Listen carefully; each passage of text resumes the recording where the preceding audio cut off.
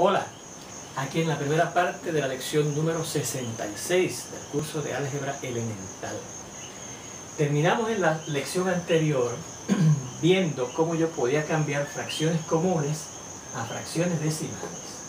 Y en las últimas dos podíamos observar algo curioso. En todos estos casos, primeros tres, perdón, a la larga se llegaba al residuo cero y se acababa la división.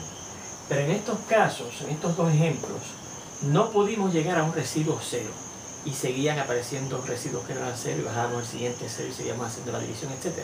Pero a la larga sí ocurrió que empezaron a aparecer unos números que se repetían. Por ejemplo aquí, desde enseguida, después del punto decimal empezó a aparecer el 3, 3, 3, 3 todo el tiempo. En este, después del punto decimal apareció 4, 2, 8, 5, 7, 1 y después que llegamos aquí empezó a repetir lo mismo. 4, 2, 8, 5, 7, 1, etc. Y seguía repitiendo eso para siempre, ¿verdad? Porque nunca llegábamos a un residuo cero. Pero a la larga empezaban a repetir los residuos y por lo tanto empezaban a repetir los dígitos que iban apareciendo en el cociente arriba, en la casita esa que usted hace para hacer la división en aritmética, ¿verdad?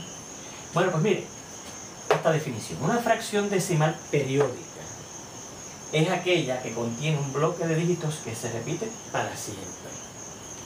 Y usted dirá, bueno, pues de esas, aparentemente, de esas 5 fracciones decimales periódicas que vimos al final de la lección pasada, estas dos contienen bloques de dígitos que se repiten. Específicamente, aquí el bloque de dígitos que se repite es uno solo, el 3. ¿Ve? Aquí el bloque de dígitos que se repite tiene largo 6, mire. 4, 2, 8, 5, 7, 1. Y ahí empieza a aparecer otra vez. 4, 2, 8, 5, 7, 1. 4, 2, 8, 5, 7, 1. Y así seguiría para siempre.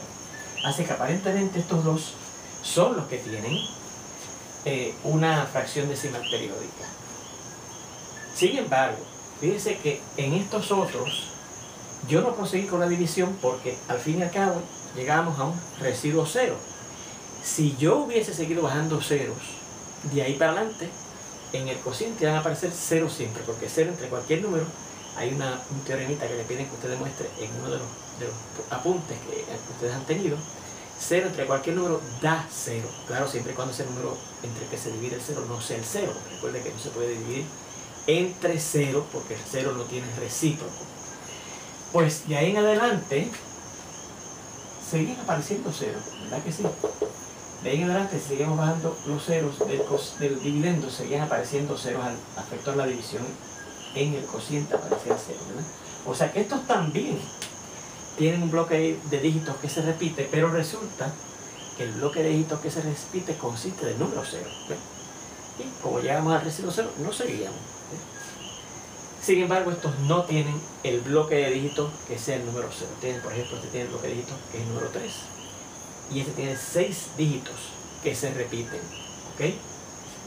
Muy bien, pues fíjese. Este teorema dice ahora lo siguiente, que a cualquier número racional, y recuerde que las fracciones comunes son números racionales, por ejemplo, el 1 medio, negativo 1 medio, el 6 y 5 octavos, el negativo 38 y 13 veinteavos, el 1 tercio, el 24 tercios, etc. Todos esos son números racionales, porque son números que, el 24 séptimo, perdón, que son números que se pueden escribir como la división de dos números enteros, ¿verdad? Así que como son números racionales, fíjense que al yo buscar la fracción decimal que le corresponde, encontramos una fracción decimal periódica que le corresponde. Pues este teorema dice que eso ocurre, que a cualquier número racional le corresponde una fracción decimal periódica y viceversa. Eso quiere decir que si usted tiene una fracción decimal periódica, hay un método que vamos a ver más tarde en el curso que le dice cómo buscar la fracción común de dónde sale esa fracción decimal periódica que usted tenga. ¿Sí? Repito, a cualquier número racional le corresponde una fracción decimal periódica y viceversa. Este es un teorema que hay que demostrar, pero nosotros no tenemos las herramientas para demostrarlo. En un curso más adelantado sí la tendremos y veremos la demostración de ese teorema. Bueno, pero eso nos es muy útil, este teorema, para continuar nuestros estudios de los conjuntos de números. Que ya recuerde que hemos visto los naturales, los cardinales, los enteros y los racionales. Bueno, considere esta fracción decimal. Miren a ver si esta fracción decimal es una fracción decimal periódica. Si lo fuera, va a tener un bloque de dígitos que se repite, como fue aquí. Aquí el bloque de dígitos fue el 0, 0, 0, todo el 0. Aquí fue también el 0. Aquí fue también el 0. Aquí fue el 3, 3, 3, 3, 3, 3, todo el tiempo. Aquí fue este bloque de 6 dígitos que se repite, ¿ves? Se repite, se repite. Pero aquí viene una cosa. Aquí empieza el punto decimal con el 1. Y después no aparece el 1, sino 0, 1. Y después no repite el 0, 1, sino que aparece 0, 0, 1. Y después no repite 0, 0, 1, sino que aparece 0, 0, 0, 1. Y después no repite esto, sino que fíjese que aparece un 0 más. O sea que fíjese que este decimal tiene un patrón, pero no tiene un bloque de dígitos que se repite, ¿verdad? Porque entre un 1 y el siguiente aparece un 0 adicional. Eso impide que haya un bloque de dígitos que es el que se repite siempre, ¿eh? Porque siempre va a aparecer un 0 adicional entre un 1 y el siguiente 1.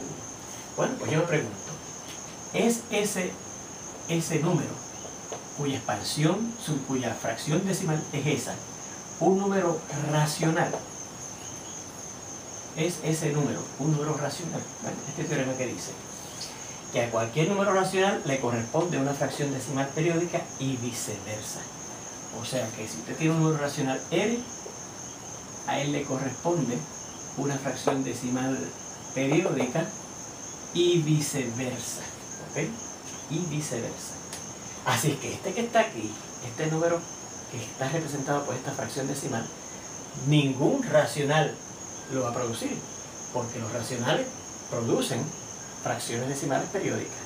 Y él no puede producir ninguna fracción común, porque los únicos que producen una fracción decimal en una fracción común son las fracciones decimales periódicas. Por lo tanto, ese número racional, esa fracción decimal, perdón, no es un número racional. Así que fíjense, han aparecido aquí números que no son racionales. Pues mire, voy a recoger esos conjuntos, esos números, perdón, que no son racionales en un conjunto que vamos a llamar L, escrita de esa forma, y consistirá de esos números L que no son números racionales. ¿Sí? L va a ser el conjunto de números que no son números racionales, porque acabamos de encontrar uno que no es racional. Fíjense. Y se va a conocer este conjunto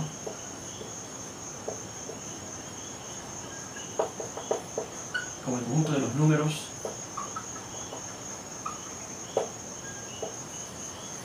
bueno, como son números que no son racionales,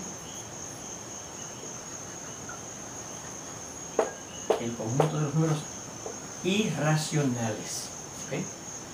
Ahí tenemos esto. ¿Okay? Bueno, aparecieron números nuevos. Y fíjense que este apareció sin la intervención de Pablo, sin la aparente intervención de Pablo. Más tarde, más adelante en el curso, veremos que sí, que Pablo tuvo necesidad de inventárselos también, los irracionales, ¿ok? Porque aparecieron, según forma que aparecieron naturales. Y después apareció el 0 y se inventó los cardinales. Y después tuvo embrollas y se inventó y descubrió los enteros. Y después tuvo que dividir cosas en pedazos y descubrió los racionales. Ya usted verá que los irracionales, que yo aquí los he traído en cierta forma por los pelos, ¿verdad? Ahí presente uno que no es racional, también salen como necesidad que tuvo Pablo en algún momento para inventarse. Pero por el momento vamos a ver eso.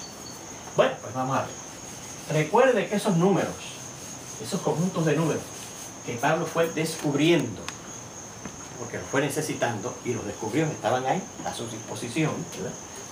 Son estos, otra vez, los naturales, y sabemos que son su conjunto de los cardinales, y sabemos que son su conjunto de los enteros, y sabemos que estos son su conjunto de los racionales, ¿verdad?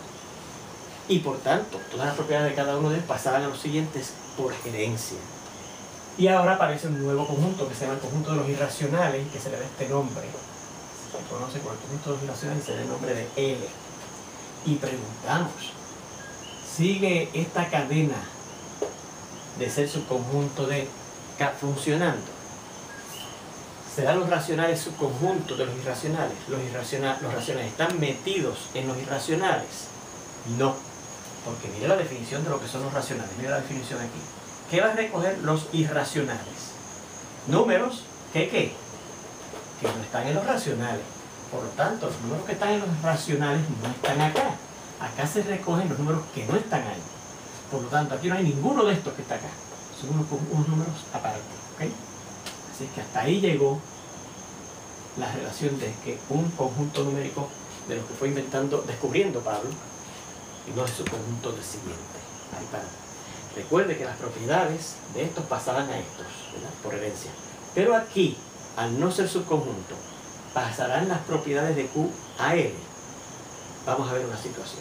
Recuerde, por ejemplo, la ley de cierre de la suma, ¿verdad? Mire, súmense este número que ya sabemos que es irracional. 1, 0, 1, 0, 0, 1, 0, 0, 0, 1.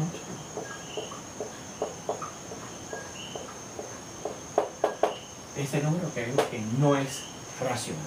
¿Cuál es este otro número? Que tampoco es racional. Por la misma razón, ¿verdad? Dice que no contiene un bloque de dígitos que se repite.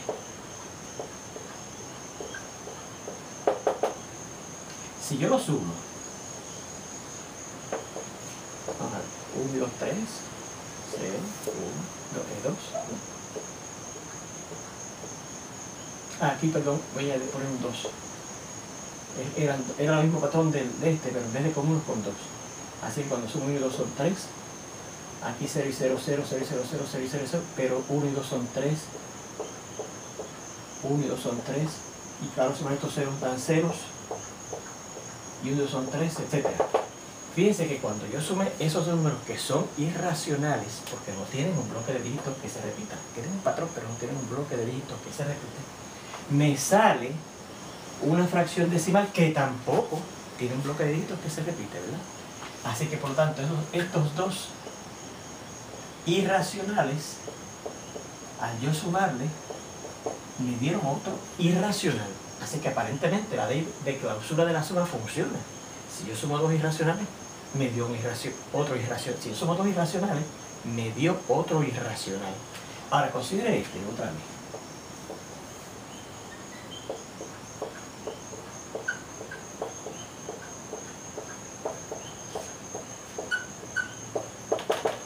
Ese número irracional que nos produjo la invención de los racionales. Y este otro.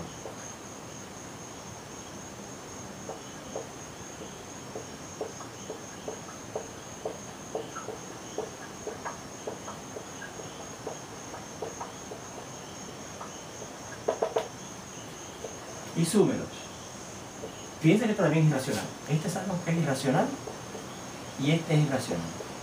Porque fíjense que también tiene un patrón, pero no tiene un bloque de dígitos que se repite. Entre 2 y 2 aparece cada vez un 3 adicional, ¿verdad? Si yo sumo 1 y 2, da 3. 0 y 3 da 3. 1 y 2 da 3. 0 y 3 da 3. 0 y 3 da 3. 1 y 2 da 3. 0 y 3 da 3. 0 y 3 da 3. 0 y 3 da 3. 1 y 2 da 3, etc.